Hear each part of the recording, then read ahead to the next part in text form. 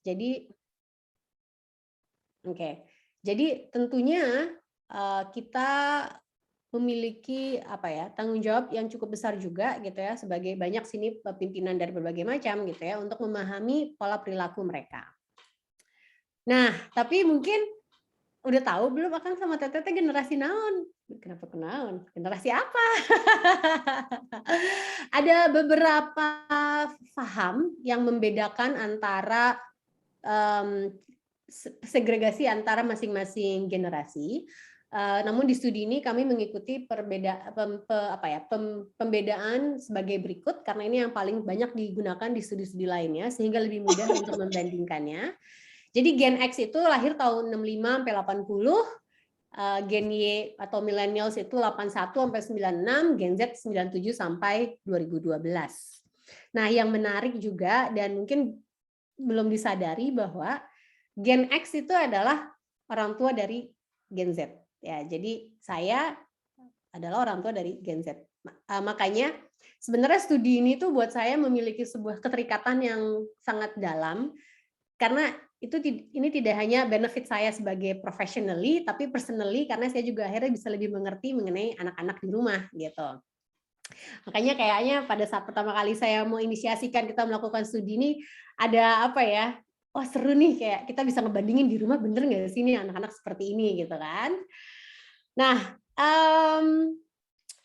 cara kita untuk mengerti sebuah generasi itu ada banyak gitu. Di studi ini saya mencoba untuk melihat dari 3 aspek kehidupan. Pertama adalah nilai-nilai hidupnya seperti apa. Apa sih yang buat mereka it's they hold dear gitu ya. Lalu yang kedua adalah relationship mereka itu seperti apa, dan tentunya yang terakhir adalah what makes them happy. What makes them happy ini selalu menjadi pertanyaan di banyak studi kita, karena tentunya ujung-ujungnya kita pengen hidup bahagia gitu kan ya. Jadi brand kalau misalnya mengerti juga what will make them happy, tentunya ini adalah sebuah informasi yang cukup berharga. Nah, di sini kita mencoba untuk melihat perbandingannya dibandingkan dengan generasi sebelumnya tentunya ya. Kalau kita pengen memahami sesuatu harus ada komparasinya. Untuk Gen X, which is generasi kita, ini adalah apa yang nilai prinsip hidup yang penting bagi mereka itu adalah safety and stability. Bener lah ya, kita setelah baby boomer gitu yang kayak boom gitu kan. Lalu Gen X itu mereka balik lagi mementingkan stabilitas hidup, mementingkan safety gitu. Lalu relationship apa yang sangat penting bagi generasi X ini adalah keluarga. Bukan berarti generasi lainnya nggak penting ya, cuman ini yang paling penting, kayak prioritas utamanya apa gitu ya, keluarga. Lalu what makes them happy adalah certainty in their lives. Gen X ini mengalami cukup banyak fase kehidupan yang naik turun gitu ya. Jadi mereka tahu bisa satu hari ini mungkin baik-baik saja, tapi besoknya tiba-tiba krisis gitu kan. Jadi kalau misalnya bisa menjanjikan kepastian itu mereka sangat-sangat senang. Nah, kalau millennials itu berbeda. Prinsip hidup mereka itu adalah freedom and flexibility. Cukup terlihat gitu ya, transformasinya dari yang tadinya minta safety, selalu minta freedom. Dan relationship yang paling mereka prioritaskan adalah self. Oleh karena itu, makanya mereka sering salah diartikan sebagai generasi yang narsistik sekali gitu kan. Makanya Time saya juga bilangnya adalah the me generation, because it's all about me. Makanya. Dan apa yang membuat mereka happy itu adalah kalau mereka bisa mengekspresikan diri mereka. Dan data-data ini kami ambil dari studi kami sebelumnya, yaitu yang mengenai millennials, kami melakukan perbandingan ini juga. Tentu hari ini yang akan saya sharing, jadi Gen Z itu seperti apa? Kalau ngeliat dari X sama Y aja bedanya beda banget gitu kan. Nah, Gen Z ini seperti apa? Sebelum kita menjawab itu mungkin apa sih informasi yang widely known about generasi ini gitu ya. Tadi Kang Samsudin udah ngebahas sedikit gitu mengenai bahwa mereka adalah generasi yang memang tidak kenal lagi generasi sebelum adanya internet gitu kan. Udah default bagi mereka internet sama social media. Terus pada saat mereka tumbuh itu mereka sudah merasa bahwa dunia itu batas-batasnya secara geografis itu sudah makin lebur gitu kan. Terus mereka lahir dan bertumbuh kembang di saat economic growth, dan mereka dari mulai mereka dalam perut malah mungkin itu mereka sudah mobile first generation karena orang tuanya udah mulai foto-foto mereka terus gitu ya. Dari mulai hari pertama mereka lahir mungkin mereka sudah ada di sosial media gitu kan. Dan mungkin banyak yang bilang bahwa new normal ini akibat pandemi ini bagi kita adalah new normal, tapi bagi generasi ini adalah it's not new, it's just the normal way of doing things. Nah, karena kurangnya studi mengenai Gen Z ini, jadi ada banyak tadi pemahaman yang kurang tepat mengenai segmentasi ini. Ada tiga area, yaitu yang mengenai personal connection. Banyak yang mengstereotipkan bahwa Gen Z ini always put themselves first. Jadi mirip dengan millennials. Bahkan banyak yang bilang bahwa Gen Z itu adalah millennials on steroid gitu kan, lebih parah lagi kayaknya narsisnya. Mereka sangat apatis gitu kan, dan kayak nggak pedulian gitu bagi orang. Ini mungkin yang ngomong orang tuanya gitu ya, yang dia anaknya lagi ABG. Terus kalau prinsip hidup itu banyak yang bilang bahwa Gen Z ini anaknya kenapa sangat kompleks, sangat susah dimengerti gitu kan, individualistis.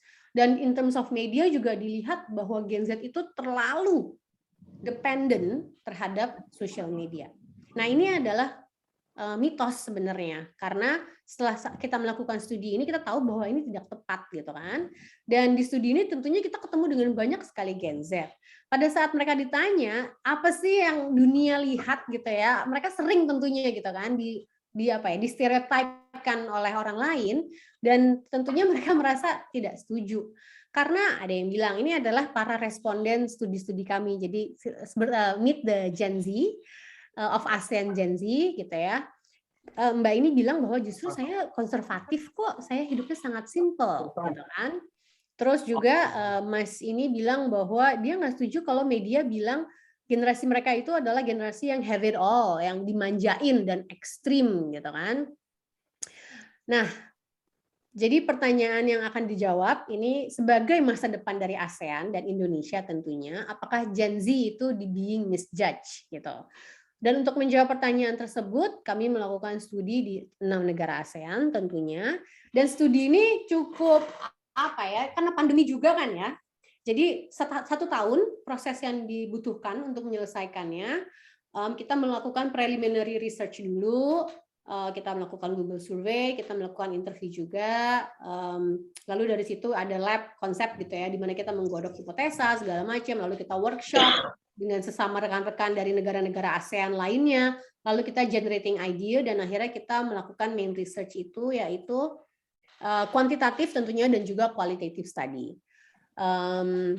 Ini kurang lebih dilakukan di bulan September dan Oktober tahun lalu ya. Jadi nggak hanya kuantitatif, kita kualitatif, kita ngobrol sama Gen Z di ke-6 negara ASEAN ini. Nah, jadi hari ini hasilnya adalah saya bagi menjadi 3 part, yaitu personal connection, life values, dan juga media. Mengenai personal connection, ini seru nih. Apalagi banyak yang anak-anaknya Gen Z gitu kan pasti di sini kan. Ini personal connection karena ngomonginnya adalah dengan family and people around me. Hasil studi menyebutkan bahwa generasi ini adalah generasi yang paling memiliki hubungan yang casual dengan orang tuanya. Di sini bisa kita lihat datanya.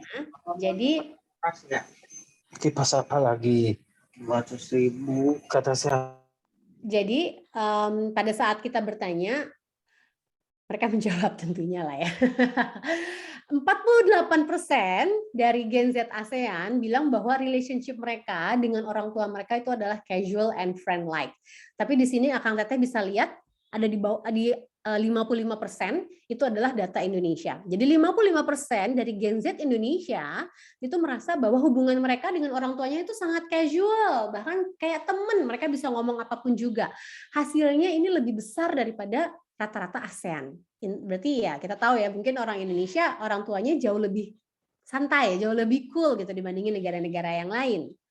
Kalau misalnya di sini kita lihat ada Gen Z dari Vietnam yang bilang bahwa orang tuanya itu karena respect space mereka gitu ya. Terus juga Kalau misalnya mereka harus membuat sebuah keputusan, orang tuanya tuh nggak nyuruh, tapi lebih kayak nge-guide doang. Terus Gen Z Indonesia nih, first jobber, dia bilang bahwa ibunya itu kayak best buddy-nya dia. I can talk about the most sensitive matter with my mom. Ini saya pada saat melakukan studi ini banyak terharu biru gitu ya, karena banyak hal yang tidak saya alami dengan orang tua saya, tapi bisa dialami oleh anak-anak zaman sekarang gitu kan, lumayan seneng ya. Nah, walaupun mereka dibesarkan dengan casual friendly like relationship, tapi ada sebuah sisi lain, yaitu adalah mereka dituntut untuk membentuk opini. Dia bahwa mereka harus punya point of view anak-anak ini. Dibandingkan dengan generasi kita yang mungkin pada saat dulu dibesarkan oleh orang tua itu sudah di checklist, sudah di list sama orang tua kita kan, harus gini, harus gini, harus gini, harus gini. Tugas kita adalah ya ini cek mah, ini cek, ini cek, ini cek gitu kan. Sementara kita membesarkan Gen Z ini itu bukan seperti itu, tapi lebih kepada mungkin lebih memberikan pada mereka informasi lalu menyuruh mereka untuk then make your own decisions gitu. Jadi ini kata orang Filipina, my parents wants me to grow by myself, think on my own, everything is my own choice. They encourage me to have my own thoughts, gitu kan. Jadi pada saat mereka ditanya bahwa apakah mereka being encouraged untuk mempertanyakan hal, membentuk argumen, dan memiliki point of view mereka sendiri, di sini juga lagi-lagi bisa kita lihat bahwa Gen Z Indonesia itu persentasenya lebih besar daripada rata-rata ASEAN. Jadi lagi-lagi terbukti bahwa memang orang tua Indonesia itu lebih chill gitu ya. Ini kalau misalnya akan teteh lihat yang satu Z itu adalah angka Gen Z, Y itu tentunya yang millennials. Jadi terlihat juga ya bedanya cukup jauh nih. Bagaimana millennials merasa dibebaskan sama orang tuanya dibandingkan dengan si Gen Z ini. Lalu walaupun mereka diberi kebebasan, tetapi mereka masih dituntut sebenarnya untuk meneruskan tradisi. ASEAN memiliki very deeply rooted culture compared to the other region gitu kan. Dan Gen Z ini masih tetap diharapkan oleh orang tuanya meneruskan tradisi-tradisi tersebut. Dan Indonesia lagi-lagi lebih tinggi angkanya dibandingin rata-rata ASEAN gitu ya. Lalu ini yang menarik. Jadi tadi kan dibilang bahwa ada stereotip yang menyatakan Gen Z itu kompleks, gitu ya. Di sini mulai kelihatan nih, kenapa mereka terlihat kompleks. Yaitu karena mereka pengen membuat sebuah harmonisasi antara banyak aspek kehidupan. Sehingga kalau orang yang nggak ngerti dianggap bingung, gitu ya. Di sini kita bisa lihat bahwa definisi happiness mereka adalah being accepted by many people, benar. Banyak tinggi sekali, lagi-lagi Indonesia jauh di atas ASEAN, lalu juga happiness is having and connecting with lots of friends of people that I care about juga luar biasa tingginya. Ini bukan sesuatu yang baru. Nah, tapi di saat mereka ingin connecting dengan orang gitu ya, bahwa orang lain itu sangat penting, mereka juga tahu bahwa mereka tidak boleh memput aside self worth mereka, bahwa tetap they have to remain true to themselves gitu. Dan cara mereka melakukannya adalah ini Gen Z Indonesia ini bilang bahwa bukan berarti saya harus menjadi orang yang berbeda-beda. Kalau misalnya saya hang out dengan orang yang berbeda juga, bukan, tapi lebih kepada saya harus lebih fleksibel, saya harus bisa adjust ngobrolnya sama siapa gitu kan ya, so that I can be accepted and relatable gitu. Dan Gen Z Malaysia ini bilang bahwa kita harus happy dulu dengan kita sebelum mempertimbangkan kebahagiaan orang lain, dan kita nggak boleh membiarkan orang lain mendikte apa yang bakal bikin kita happy gitu. Jadi kalau di situ mulai terlihat polarisasinya gitu ya, antara yang satu mereka penting banget untuk ngumpul sama orang lain dan juga connecting, tapi di sisi yang lain mereka merasa bahwa sangat penting juga bagi mereka untuk memiliki self worth yang tinggi. Nah, lalu life values. Tadi kan relationship ya, life values. Nah, ini juga menarik. Jadi pada saat studi riset, kita minta adik-adik Gen Z ini untuk menggambarkan pie chart yang isinya menurut mereka hidup ideal itu seperti apa sih? Tanpa memberikan sedikit pun kisi-kisi ya. Jadi cuma dikasih tugas, ayo teman-teman coba dibikin, coba bayangkan sebuah kehidupan yang ideal menurut kamu seperti apa. Coba kamu tuangkan dalam sebuah pie chart. Isinya apa aja sih tanpa memberikan kisi-kisi sama sekali. Nah, ini adalah apa yang mereka bikin. Kita lihat di sini bahwa family ini yang anak Filipina ini, family itu 50% loh porsinya dari kehidupan ideal mereka. Ini berbeda banget kalau kita tanya ke millennials. Porsinya nggak akan seperti ini, gitu ya. Terus yang Indonesia juga ini sama. Porsi keluarga tuh besar. Padahal first jobber mereka tuh udah keluar dari rumah gitu kan, udah bekerja, bukan lagi yang masih kecil yang masih memang harus dependensi terhadap orang tuanya, tidak gitu kan. Lalu inner peace juga memiliki porsi yang sangat besar untuk ideal life mereka. Lalu ini yang lainnya lagi nih, kita di sini bisa lihat bahwa mereka membagi-baginya tuh cukup banyak gitu ya. Dan good career financial tuh cuma 15%. Inner peace 30%, sama dengan happy family 30%. Ini kan luar biasa ya, kayak eye opening banget gitu loh. Kita saya kalau tanya suruh bikin ideal life nggak mungkin saya nulis inner peace gitu kan, kayak itu udah given gitu loh, kayak nggak harus dibikin porsinya gitu ya. Terus mentally stable 50%. Jadi memang topik-topik mengenai mental awareness, itu mental health, bagi Gen Z ini memang penting banget. Mungkin juga mereka udah melihat banyak kasus gitu ya di sekitar mereka gitu. Bagaimana mental health itu bisa jauh lebih powerful dibandingin dengan physical health gitu. Nah, this makes me wonder gitu kan ya. Kalau misalnya kalau saya harus nulis seperti ini, saya harus bikin apa? Nah, itu juga mungkin jadi pertanyaan yang bagus buat Teteh sama Akang di sini. Kalau misalnya kita disuruh bikin sendiri, create your own pie chart. Ideal life kita itu isinya apa aja sih? Akan nggak sih kita masukin tadi tuh si inner peace gitu-gitu? Ya ini nanti diisi nanti aja masing-masing, cuman mungkin bisa jadi obrolan yang menarik sama anak-anak, sama suami mungkin gitu ya. Kira-kira perbedaannya apa? Nah, jadi setelah kita melihat gitu ya pie chart-nya mereka, di sini kita bisa tahu apa sih yang bikin mereka happy gitu kan ya.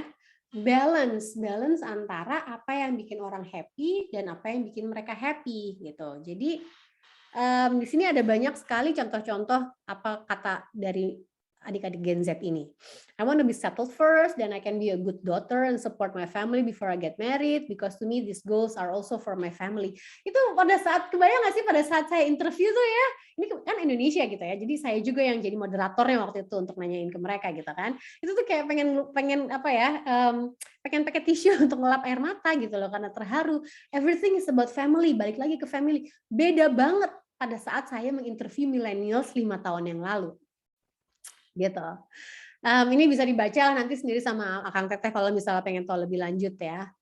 Nah, jadi bagi mereka nilai hidup mereka itu adalah happy you, happy me. Balancing responsibility antara untuk orang lain dan juga self love. Di sini kalau misalnya kita lihat yang bulatan kecil dulu deh yang di atas. Yang bulatan kecil di atas itu adalah angka dari ASEAN, which is mereka sama-sama 86%. Indonesia lebih besar. Waktu when it comes about life is about fulfilling responsibility. Jadi anak-anak kita tuh jauh lebih bertanggung jawab. Tapi angkanya besar juga untuk self love. Ini loh yang bikin mereka akhirnya terlihat sebagai generasi yang kompleks gitu ya. Karena mereka pengen tetap di equilibrium gitu loh, balance antara nyenengin orang penting tapi nyenengin diri gue sendiri juga penting gitu. Oke. Jadi ini ada banyak banget deh gitu ya data-data yang kami dapatkan yang lebih reinforce bahwa kenapa mereka kompleks, karena mereka it's all about balancing so many different aspect of life gitu. Dan bagi mereka money is not top priority, mereka prioritas mental health, it's one of our treasures in life definitely gitu kan. Dan sukses, kalau misalnya kita nanya mengenai sukses, bagi mereka itu lebih fluid. Tentu materi penting gitu ya, tapi it's a mean to an end gitu. Jadi mereka ngerasa materi itu adalah penting, tetapi lebih penting hal yang lain. Materi itu membantu mereka untuk mencapai sesuatu yang lebih besar. Dan sukses itu adalah apa? Sukses itu adalah kalau mereka bahagia. Dan kalau misalnya Akang Teteh dengar atau mungkin melihat gitu ya, kita suka merasa kenapa anak-anak ini depresif banget sih gitu ya. Atau banyaklah kita baca artikel atau memes gitu ya yang menceritakan betapa depresifnya generasi ini gitu. Nah, ini adalah kayak polar gitu ya. Mereka dilihat sebagai generasi yang depresif, tetapi implikasinya adalah mereka ternyata sangat mementingkan mengenai kebahagiaan gitu. Success in life is happiness that you feel, bukan materialistik. So, my definition of success is being happy with who I am despite what others say. Nah, di sini Indonesia agak sedikit lebih rendah dibandingin ASEAN. Jadi kalau yang kecil ini ASEAN 74%, sementara Indonesia 73%, ya lebih kecil dikit lah ya.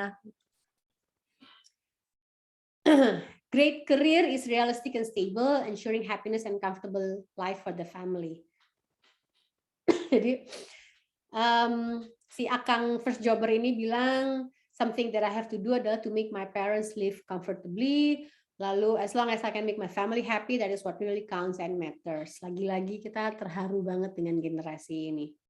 Dan sukses itu adalah kalau saya bisa membuat kalau saya bisa membuat keluarga dan teman-teman saya bangga sama saya. Kan beban mereka berat ya. Mereka harus bikin orang lain bangga, baru mereka bisa ngerasa diri mereka sukses. Makanya kasihan sebenarnya generasi ini. Mereka memikul tanggung jawab yang sangat berat gitu loh dalam hidupnya. Lebih gampang kayaknya generasi kita. Kita mah enak udah ditulisin sama orang tua kita harus ngapain tinggal ngikutin. Kalau mereka kan enggak nih, dikasih senternya, sok mangga, nak kamu cari jalan kamu sendiri gitu kan. Oke, nah sekarang yang terakhir nih, tadi udah 2 aspek kehidupan ya. Sekarang yang terakhir adalah mengenai media. Tadi di awal kita tahu bahwa mereka kan katanya sangat dependent sama social media dan digital. Ternyata agak ada lebih pemahaman yang sedikit berbeda, gitu ya. Karena mereka agak unik in how they utilize each platform. Bagi mereka masing-masing platform itu memiliki peran yang berbeda-beda. So different apps, different rules. Facebook, walaupun sebenarnya sangat sedikit yang pakai Facebook Gen Z itu, dan mereka pakainya adalah to catch up with global news, to catch up with local news, bukan untuk connected with people. Sementara Instagram itu adalah to be seen, to show people what I am up to in life. Twitter itu adalah to be heard, to feel less lonely, karena ternyata mereka ngerasa lonely, anak-anak ini. Jadi mereka sharing this connection through Twitter dan TikTok. Ada yang main TikTok di sini, Teteh sama Akang? Ya hati-hatilah gitu ya. Saya kalau misalnya buka TikTok suka lupa waktu. Luar biasa canggih algoritmanya mereka itu. Nah, TikTok ini bagi mereka itu adalah to be entertain and relax. Karena ya memang kayak entertainment TikTok itu kan, a very short movie that hook you gitu loh. Beneran kayak susah banget untuk berhenti. Gitu. Nah, ini penting bagi marketer nih data-data ini. Karena kalau misalnya kita bikin iklan gitu kan ya, perbincangannya adalah selalu iklannya bentuknya seperti apa, di sosial media kita mau bikin formatnya bagaimana gitu ya. Nah, di sini kita tahu bahwa Gen Z ini mereka lebih visual and sensorial content gitu ya. Jadi makanya memes gede banget di generasi ini. Memes, Instagram story, short video, short text itu lebih di preferred bagi mereka. Ini bisa dilihat sendiri data-datanya gitu ya. Dan yang atas ini adalah data Indonesia, yang bawah ini adalah data ASEAN. Lalu juga mereka itu menggunakannya kan tadi different apps, different role gitu ya. Kalau ini ada yang bilang kalau Twitter itu dia menggunakannya untuk fandom, personality-nya juga berbeda karena ya itu mesti sesuai sama fandomnya. Lalu yang adik Indonesia ini dia bilang dia categorize, bahkan dikategorisasi loh audiensnya mereka aja gitu ya di sosial media. Dia punya 2 account Instagram, satu buat teman dan keluarga dan rekan-rekan, yang the nice one katanya gitu. Satunya lagi adalah the naughty ones, mungkin yang dia bisa lebih asal gitu ya, postingnya nggak harus mikir, aduh ntar nyokap gue lihat atau gimana gitu. Jadi mereka tahu bagaimana untuk compartmentalize dari masing-masing apps gitu ya. Mereka very conscious about karakter yang mereka tampilkan, tapi juga mereka pengen terlihat natural gitu. Dan ini juga mungkin sering kita lihat bahwa mereka menggunakan social media itu untuk mengadres social issue. Ini anak SMA, ini saya juga yang interview moderatori waktu itu. Jadi ini anak SMA, ini luar biasa banget. Dia memiliki inisiatif untuk dia menjadi head of inisiatif dari berbagai macam gerakan, masih SMA. Dia bilang biggest portion of my ideal life is contribution to the society gitu. Current initiative that I'm doing with my friends, teaching English, public speaking to kids, banyak tuh kan. Jadi dia bikin program tuh, ngajar bahasa Inggris, ngajar public speaking, preserving wildlife, terus bersihin sampah di sungai. My key message is if you want to achieve world peace and anti-violence, just begin from the very basic. Itu jadi anak SMA aja tuh udah mikirnya adalah world peace, anti-violence gitu ya. Dan mereka menyebarkan pesan-pesan ini tentunya melalui sosial media. Oke, jadi kesimpulannya dari 3 hal tersebut, untuk personal connections yang tadinya yang sebelah jadi yang sebelah kiri itu mitosnya ya.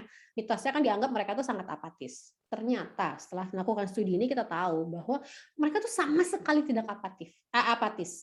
Justru mereka value collectivism and collaborations. Di mana self-worth itu as important as family ties and societal connections. Lalu life values mereka yang tadi dianggap kompleks itu karena mereka pengen harmoni. Keywords-nya mereka itu adalah harmoni. Mereka pengen membalance gitu ya, within self, other, society, desire fulfillment in multiple facets. Terus juga mereka aware terhadap banyak sekali isu-isu, nggak cuma di Indonesia ya, mereka kan anak global banget gitu ya.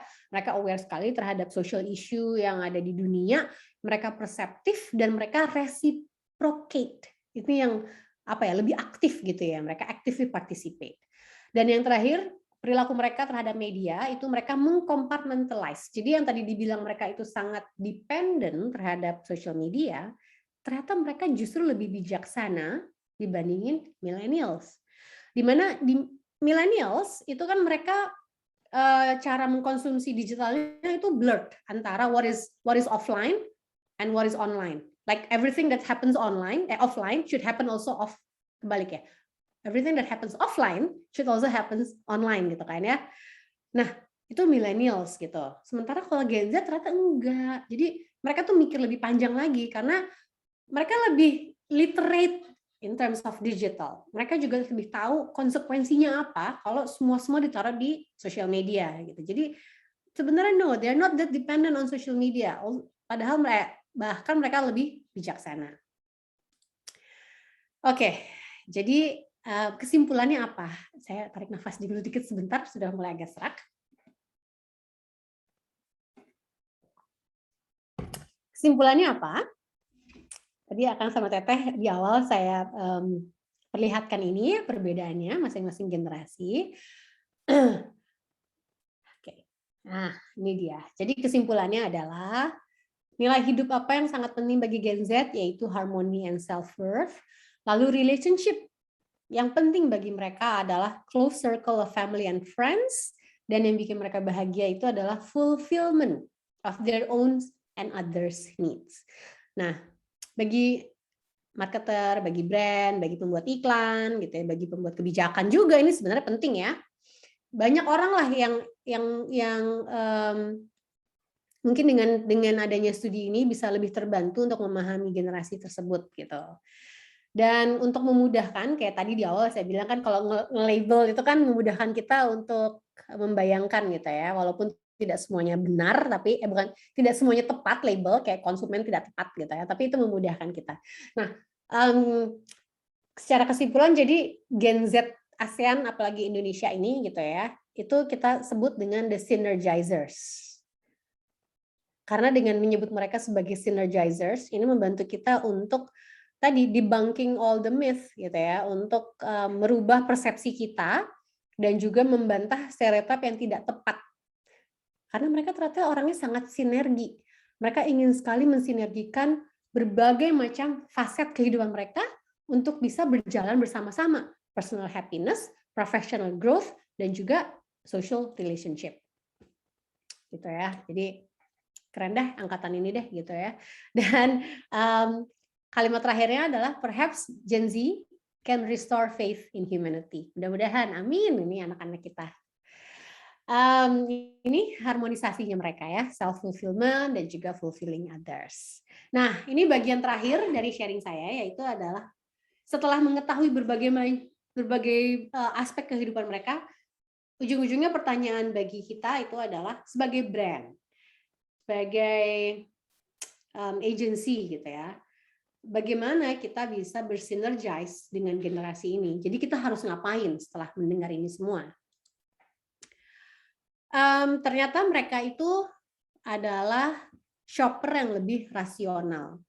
Mereka lebih memvalue product practicality dan functional benefits, dan have a strong desire to own things. Itu maksudnya adalah mereka memilih untuk owning compare to renting. Ini juga untuk menjawab banyak studi-studi lain yang bilang bahwa semakin ke depan itu ownership itu tidak lagi penting, yang penting akses. Contohnya, kita nggak perlu lagi beli kaset, yang penting kita punya akses ke Spotify untuk dengerin musik, gitu ya. Itu contoh. Ada banyak sekali business model yang mengarah ke arah akses and not ownership. Nah, ternyata Gen Z ini tidak seperti itu. Mereka masih tetap prefer untuk own rather than just access or renting. Dan mereka juga berpikir lebih panjang, apakah tadi itu ya, persepsi brand yang hanya emosional itu bisa dijustifikasi dengan value dari produk dan functional benefits-nya. Kenapa?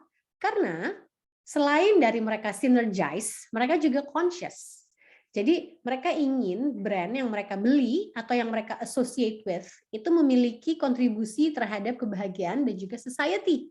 So purpose itu menjadi keyword yang udah sering banget lah diomongin sama orang-orang brand dan marketer gitu ya. Karena kalau misalnya Kang Teteh lihat di sini, apa aja sih karakteristik yang penting untuk sebuah brand, produk atau service yang harus dimiliki yang supaya bisa menarik hatinya para Gen Z ini gitu ya.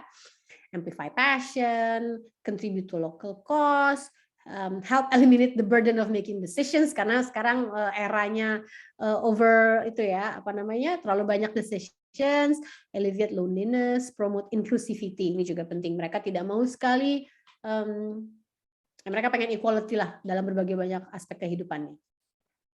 Nah, oleh karena itu, bagi marketer, kan kita tahu lah ya, basic USP sama RTB. Ini saya belajar di AGB dulu. Makanya saya ujung-ujungnya masuk ke yang periklanan dan jadi strategis itu karena sebenarnya banyak yang saya pelajari juga di kampus. Gitu ya.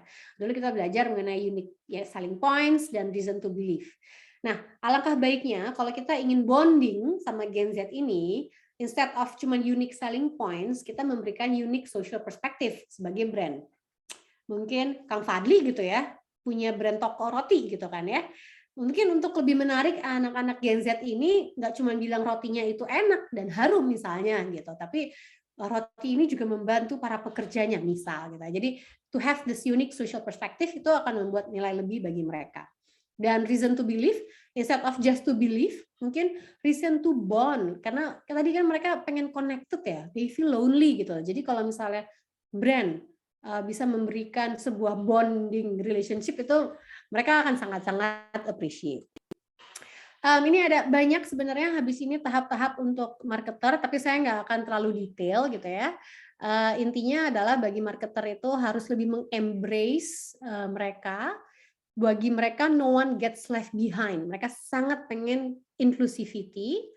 Lalu juga brand harus lebih berani show different sides of brand and tailor them to each social media platform.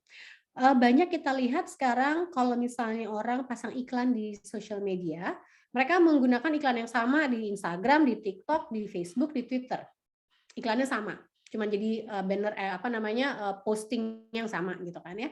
Ternyata karena Gen Z ini membeda-bedakan masing-masing platform, jadi brand kalau mau connect sama mereka juga harus memiliki different sites on different apps. Kalau di TikTok karena tadi mereka pakai TikTok untuk entertainment, Jadi mungkin ya brand ya nggak boleh terlalu banyak jualan lah gitu ya, tapi kasihlah mereka hiburan. Lalu di Twitter, karena mereka di Twitter kan wants to be heard gitu ya. Jadi kalau brand di Twitter mungkin lebih banyak polling, nanya ke mereka gimana pengennya apa segala macam gitu. Co-create and address issue with Gen Z. Co-create itu juga nggak cuma Gen Z, tapi itu adalah keyword kekinian ya. Brand tidak lagi menjadi sesuatu yang dilihat di atas, tapi mereka adalah sejajar, saling silaturahmi, kalau kata salah satu rekan praktisi periklanan. Sekarang brand dan konsumen itu harus saling silaturahmi karena memiliki peran yang sama, sejajar gitu ya, makanya co-create. Dan juga practical no frill communications, karena mereka sangat rasional, jadi nggak harus bumbu-bumbui lah, mereka udah tahu sekarang mana yang sinetron gitu ya, mana yang iklan, cuman iklan doang gitu kan ya, yang cuman apa namanya greenwashing gitu ya, sama mana yang beneran gitu. Kurang lebih seperti itu, sekilas karena sebenarnya banyak isinya yang lainnya. Sharing saya di sore hari ini, terima kasih. Dan tadi saya menjanjikan kalau Akang Teteh pengen tahu lebih banyak lagi, data-datanya ini semua tersedia secara gratis untuk umum, bisa diakses di hilasean.com. Begitu. Terima kasih. Sekian, saya kembalikan ke moderator.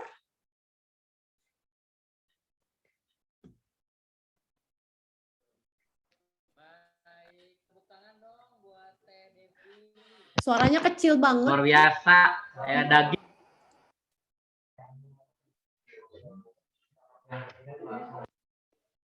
Luar biasa ya, daging semua.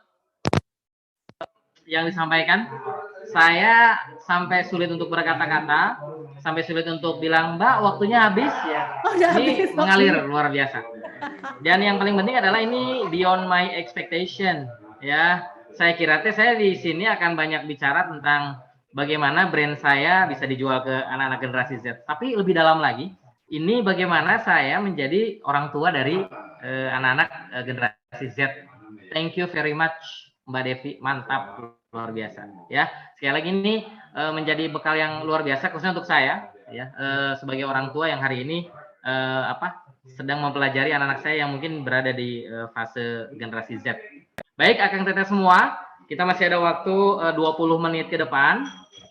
Oleh karena itu kepada Akang Teteh yang ingin bertanya, kami persilakan. Yang pertama mungkin bisa mengisi pertanyaan di kolom chat atau raise hand. Nih sudah ada yang raise hand. Silakan Kang Agus Chandra raise hand, bisa diperkenalkan nama, kemudian angkatan, kemudian asisten dan langsung ke pertanyaannya. Tapi tolong jangan nanya nomor WA. Siap. Ya, silakan Kang Chandra. Ya. Selamat sore semuanya. Terdengar suaranya?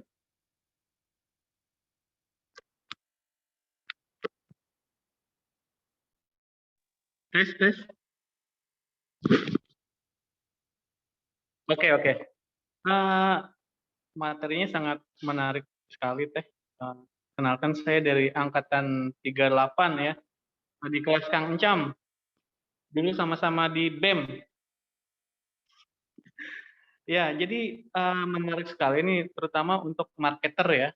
Marketer gimana memasarkan produk atau jasa kita untuk kalangan generasi Z ini gitu ya.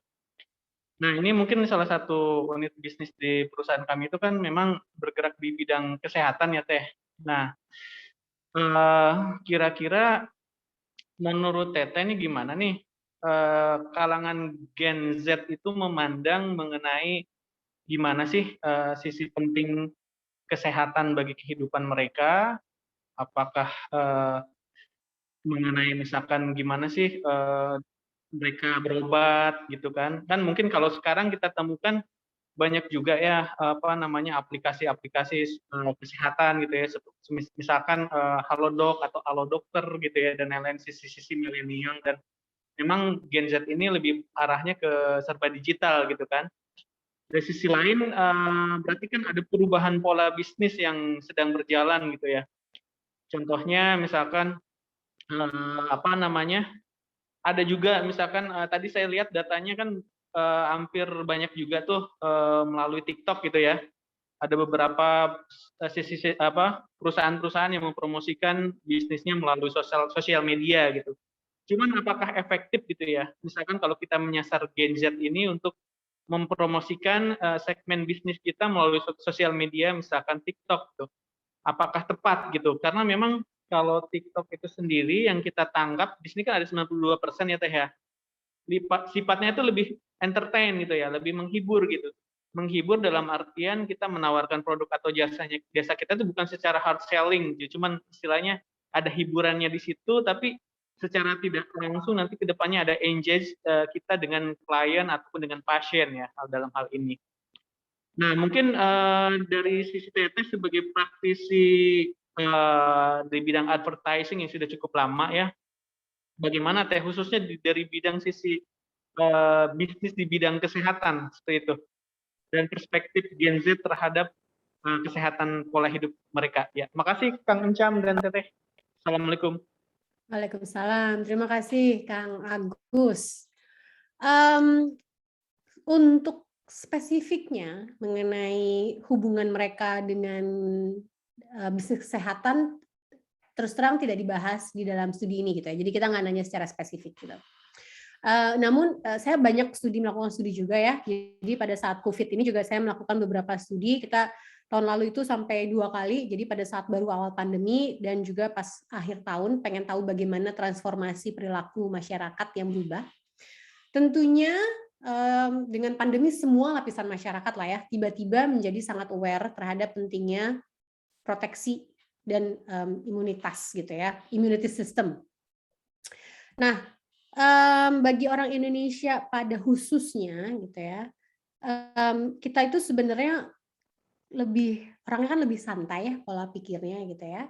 Kita tidak, ini sebelum pandemi ya, kita tuh tidak terlalu mikirin gimana nanti, tapi nanti gimana sih yang benar ya, pokoknya tidak terlalu. Makanya bisnis asuransi itu dibandingin negara-negara yang lain, Indonesia tidak terlalu berkembang pesat gitu ya.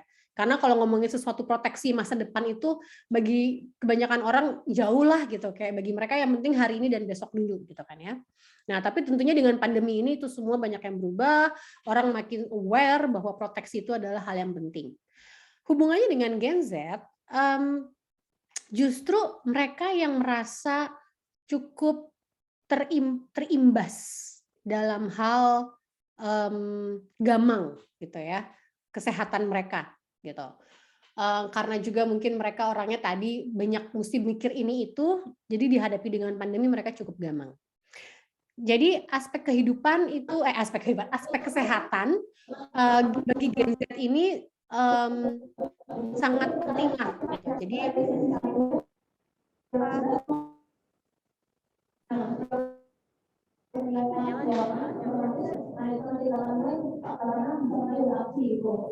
bocor ya suaranya.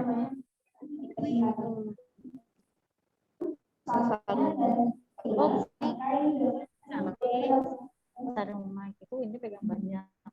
Boleh di mute kali sama close terus sama yang orangnya ya, oke, thank you. Jadi itu ya, enggak, Gen Z tentunya bisnis kesehatan sangat penting dan apalagi mereka sangat digital savvy gitu, dan kita melihat sendiri bahwa bagaimana mereka menggunakan berbagai macam platform digital untuk melakukan konsultasi kesehatan. Nah, kalau hubungannya dengan, jadi saya maaf Kang Agus, saya nggak bisa menjawab secara detail karena tidak ada studinya gitu ya, yang spesifik ngomongin mengenai kesehatan gitu. Tapi mengenai tadi pertanyaan yang kedua, sosial media dan TikTok, justru banyak sekali sebenarnya brand kecil ya, bukan brand besar. Sejauh ini brand besar belum banyak yang sukses. Justru brand-brand kecil, startup yang baru bermunculan, produk-produk yang sangat niche, itu yang diadopsi oleh Gen Z justru masuknya melalui TikTok. Karena cara mereka itu adalah tadi entertaining gitu ya, entertaining. Terus juga kelebihannya dari brand kecil adalah mereka lebih agile kan. Kalau brand kecil itu tidak terlalu banyak proses, nggak banyak proses mikirnya, nggak sebanyak korporasi besar tentunya. Korporasi besar kalau mau bikin satu digital postingan aja harus melalui approval proses yang panjang gitu kan. Sementara kalau brand kecil lebih agile, jadi mereka bisa lebih bereksperimen. Nah, TikTok ini adalah tempatnya untuk eksperimen. Tentunya cara menjahitnya adalah dengan kesehatan. Itu sebenarnya banyak banget, Kang Agus. Sekarang kesehatan yang mereka adopsi dari TikTok, DIY dari TikTok, kesehatan dari TikTok gitu loh. Jadi justru embrace aja. Memang agak susah mungkin bagi generasi kita untuk mencoba mengerti enaknya main TikTok tuh apa gitu ya. Tapi untuk brand yang baru berkembang ini adalah platform yang justru lagi apa ya, ripe gitu, lagi mateng-matengnya gitu di generasi ini, dan belum banyak pemain besar, korporasi besar yang bermain di sini. Jadi jangan sampai ketinggalan, gunakan kesempatan ini mumpung TikTok itu lagi jadi sumber berbagai macam bagi anak-anak Gen Z ini. Gitu.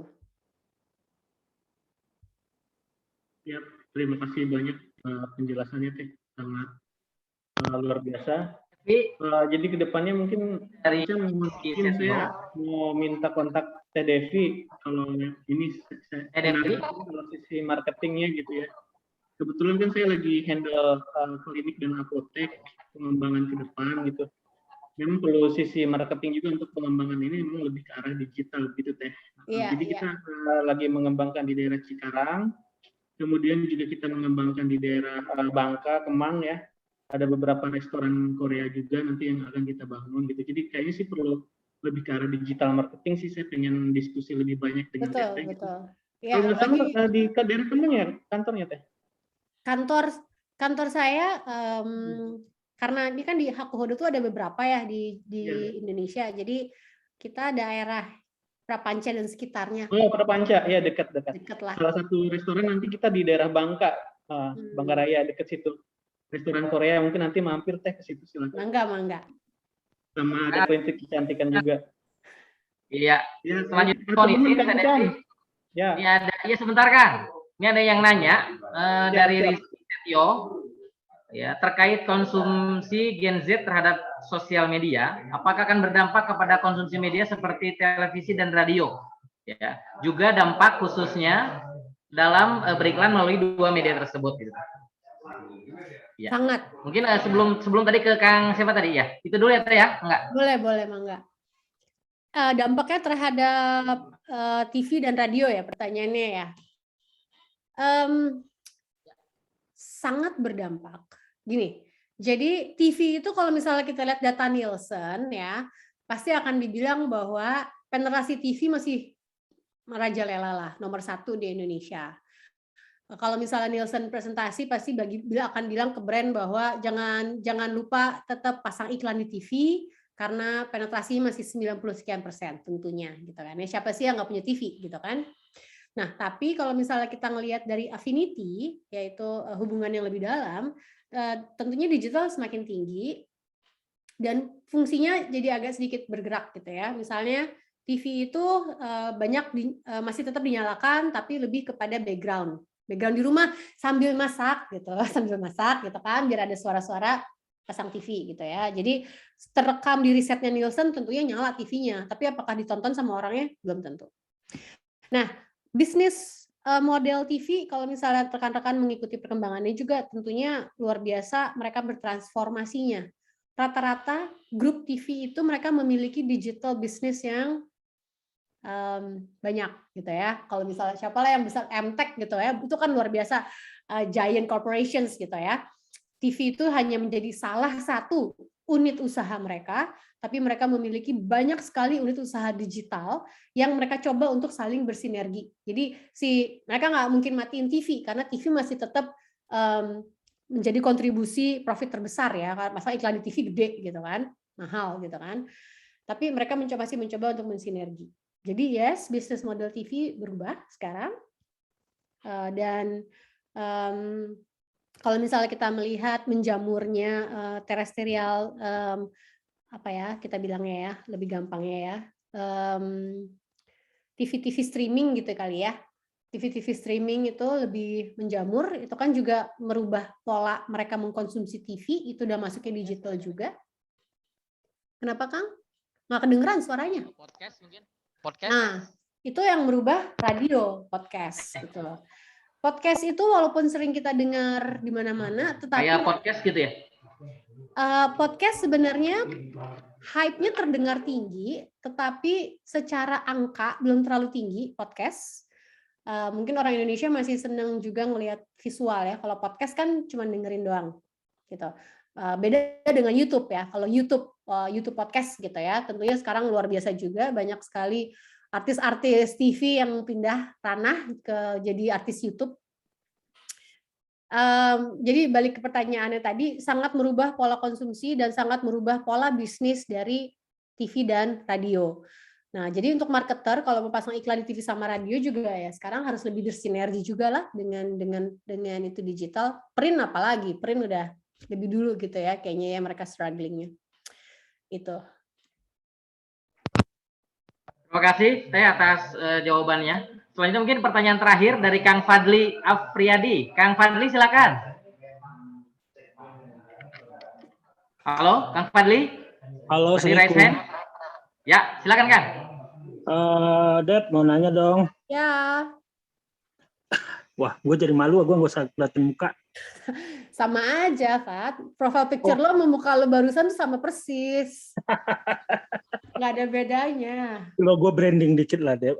Oh gitu ya, udah oke lah. Dep, gini, satu, sekarang kan ada Reel ya, dari IG. Kira-kira Reel sama TikTok gimana? Yang pertama. Yang kedua, gue kan jual roti nih. Jelas, jujur aja, media sosialnya masih gue handle sendiri. Memang targetnya kan sebenarnya family ini ya, family apa? Buat family ya, karena roti gue itu namanya roti soek Pajajaran. Oke, oh ya tahu. Nah, lu follow ya? Ya sip. Ntar gue kirim deh ke rumah, lu kirim alamat. Roti soek, meskipun banyak yang bilang roti sup. Soek itu bahasa Sunda, sobek. Gue pingin ngecitrain bahwa itu ada khasnya Bogor umpamanya, sehingga orang-orang kalau ke Bogor kalau udah bosan nama yang lapis-lapisan gitu segala macam bisa ke tempat gua gitu kan. Nah, enaknya gua atau bagusnya gua di mana ya gitu loh. Bentar dong, iya makasih. Digitalnya. Sorry, pertanyaan terakhirnya nggak kedengeran, Fat. Ada yang bocor lagi tuh. Enaknya gue di digitalnya mainnya di mana ya gitu. Kalau gue kan targetnya nih orang ke Bogor biar pada beli gitu ya.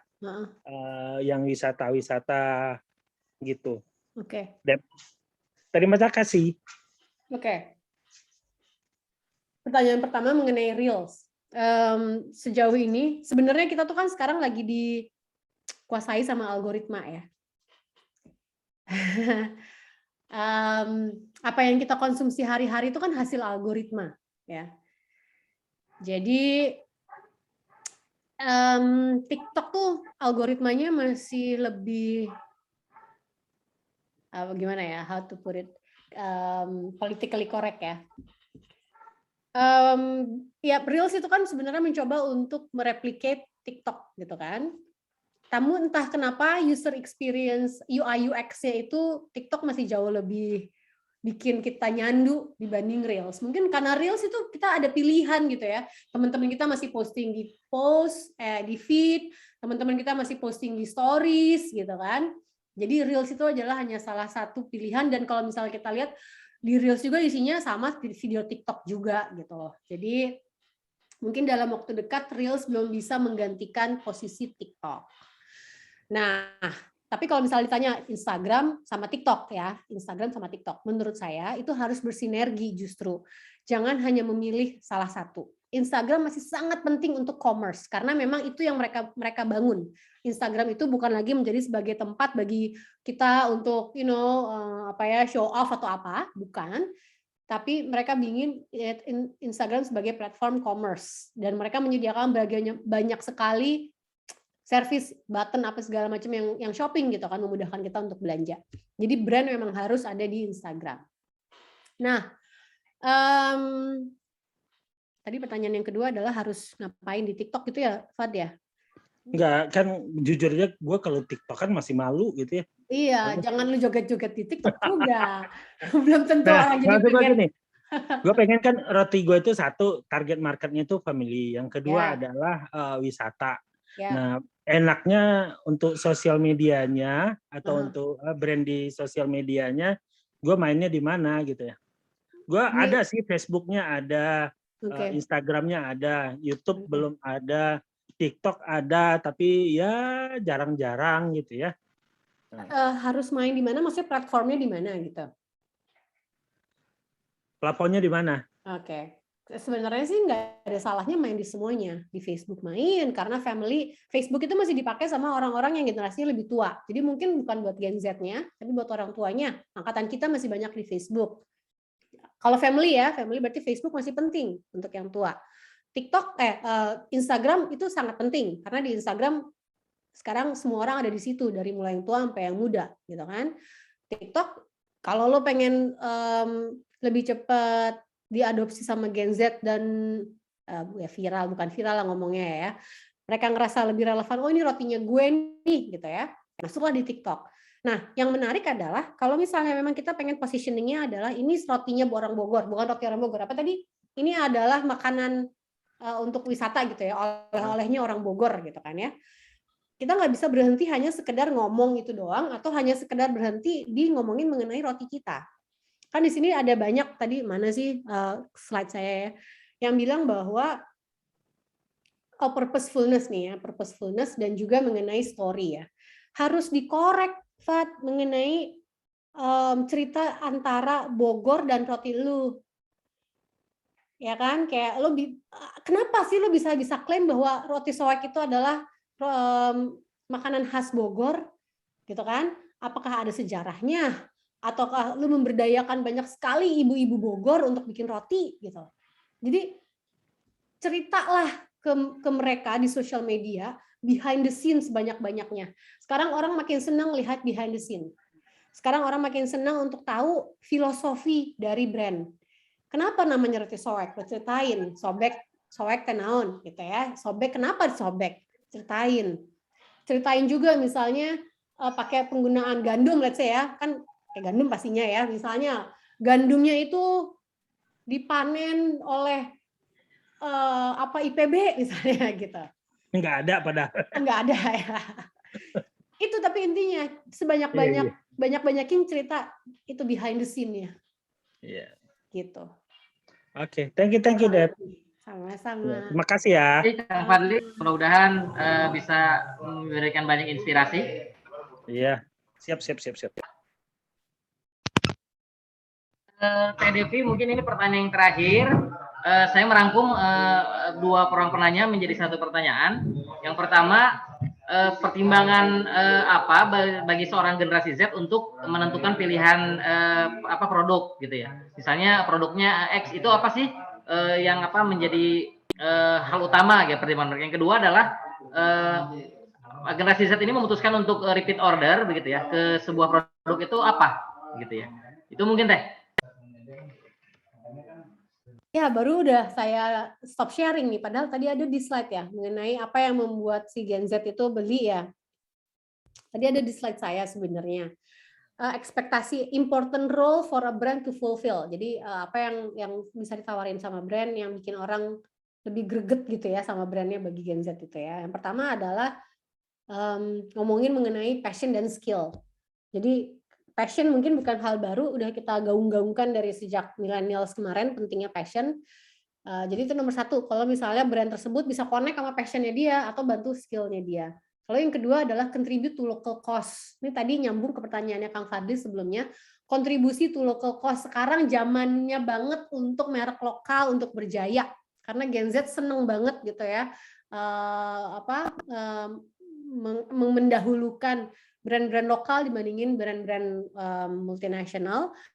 Tapi tentunya ya harus kualitasnya juga harus bagus ya. Jadi nggak cuma sekedar brand lokal doang, tapi kualitasnya pun harus bagus. Namun cerita mengenai kearifan lokal itu sekarang lagi menjadi hal yang menarik banget bagi Gen Z. Jadi kesempatan banget bagi kita-kita yang punya bisnis di Indonesia gitu ya, untuk itu tadi connect sama Gen Z dan tapi nggak berhenti di situ, karena mereka pengen tahu juga kontribusi kita terhadap isu-isu sekeliling kita apa. Yang paling gampang itu deh, misalnya ya kita menceritakan mengenai behind the scene dari pembuatan produk kita gitu loh.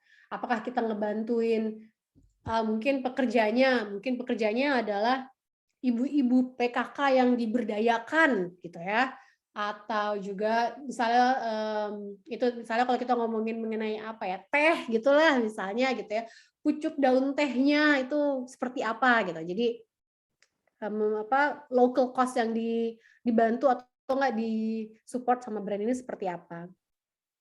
Terus juga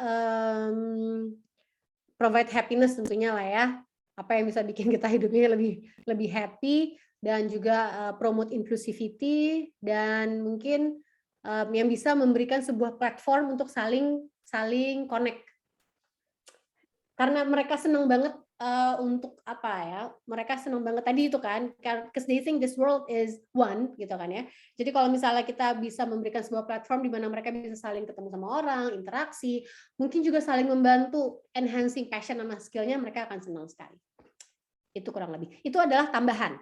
Tapi yang namanya kualitas mah tetap kudu nomor 1 itu ya. Udah jangan itu bukan hal yang bisa ditawar. Gitu. Kualitas nomor 1. Gitu kurang lebih. Iya, terima kasih Devi, luar biasa jawaban-jawabannya, saya yakin menjadi bahan masukan, kemudian inspirasi buat kita semua. Sekali lagi kami aturkan terima kasih kepada Teh Devi atas paparannya. Ini tadi ada banyak permintaan, mungkin mohon Teh Devi bisa share bahannya tadi ya, supaya nanti Akang Teteh di sini bisa mempelajari lebih dalam begitu. Kalau boleh Teh, bahan presentasinya tadi? Kalau bahan presentasinya sebenarnya nggak bisa di-share ya, tapi sebenarnya itu isinya adalah studi yang kita ada saya tulis di chat ya. Aduh teman-teman, maaf nih saya nggak bisa baca chat semuanya karena ternyata banyak ya. Ada yang itu nggak? Ada yang nanti kalau ada yang itu tinggal tanya ke Kang moderator aja lah ya. Ini saya tulis di sini websitenya. Di situ lengkap banget data-data yang tadi saya presentasikan, tuh lengkap di situ. Oke, terima kasih. Sekali lagi itu Kang Teteh sekalian, apabila Kang Teteh ingin mendapatkan bahan-bahan tadi yang disampaikan oleh Teh Devi, bisa langsung klik tadi link yang tadi Teh Devi sudah berikan di kolom chat. Baik, sekali lagi kami ucapkan terima kasih kepada Teh Devi, kepada Akang Teteh yang sore ini sudah bisa sama-sama bergabung di Friday Talks DPP HIPB. Kita ketemu lagi di Friday Talks berikutnya. Mudah-mudahan banyak manfaat yang terus bisa kita dapatkan. Akhirnya saya atas nama moderator mengucapkan terima kasih dan mohon maaf apabila ada kata yang kurang berkenan. Sampai ketemu lagi Teh Devi dan rekan-rekan semua. Billahi taufiq wal hidayah. Assalamualaikum warahmatullahi wabarakatuh. Saya kembalikan lagi kepada host. Silakan Kang. Ya, makasih Kang Encam dan Mbak Devi atas waktunya. Jadi luar biasa diskusinya dan banyak manfaat dan insight yang kita peroleh bersama. Mudah-mudahan bisa membantu dalam beraktivitas buat Akang Teteh sehari-hari dan juga untuk meningkatkan bisnis juga kalau memang untuk yang teman-teman yang berusaha. Jadi terima kasih sekali lagi saya ucapkan Mbak Devi atas waktunya mengisi acara kami Friday Talk DPP HIPB. Atas nama pengurus himpunan alumni kami juga mengucapkan terima kasih kepada Kang Ucang yang sudah meluangkan waktu dari kantornya di Bogor langsung ke Executive Lounge di Baranang Siang di gedung alumni untuk memimpin jalannya moderator hari ini. Baik, terima kasih Mbak Devi dan Akang Teteh semua ya. Sukses buat kita semua. Pesan saya tetap jaga protokol kesehatan, sehat-sehat selalu. Nanti recordingnya bisa di-share ke Ahmad Lutris. Nanti materi juga sudah diarahkan sama Mbak Devi. Bisa diklik di hills.asean.com. Baik, atur nuhun. Makasih semuanya. Sehat-sehat. Terima kasih, Dev. Terima kasih, Bin. Devi, makasih. Ponakannya nih ya. Rekomendasinya Mbak Devi ini keren nih, Mbak Bia. Keren. Keren, Devi, makasih ya, Devi. Terima kasih. Makasih. Di rumah saya lengkap loh, Devi, dari baby boomer, Gen X, milenial, Gen Z. Ayo, Fadli mau kirim roti soek, Fadli. Biar kasih bocoran, Nelly. Apa? Kenapa? Kita gen apa Teh Nelly? Saya milenial. Baby boomer. Tapi saya bukan baby boomer loh, agak naik sedikit lah, masih Gen Z. Masih Gen X loh, masih Gen X, sudah nggak baby boomer. Lumayan ya. Makasih ya Kak Sandi udah gabung. Terus Devi, saya tahu ya Devi, semuanya juga makasih. Sehat-sehat semua. semuanya. Nelly, Kang Sukma, Teh Devi, makasih. Makasih. Curhat apa, Makasih. Pak? Kalau curhat apa? Teh Nelly, makasih. Yuk. Salam buat Makasih. angkatan 33 yang mau reuni ya. Ini manggilnya Mbak Asri tadi Asri. Reunian. Makasih ya. Oh, ada Pak Sukses. di mobil. Assalamualaikum. Assalamualaikum warahmatullahi wabarakatuh. Assalamualaikum semuanya. Assalamualaikum. Teh Nelly. Dan adik-adikku, Sehat-sehat ya Teh Nelly. sehat semuanya, Gus. Halo Kang Sandi.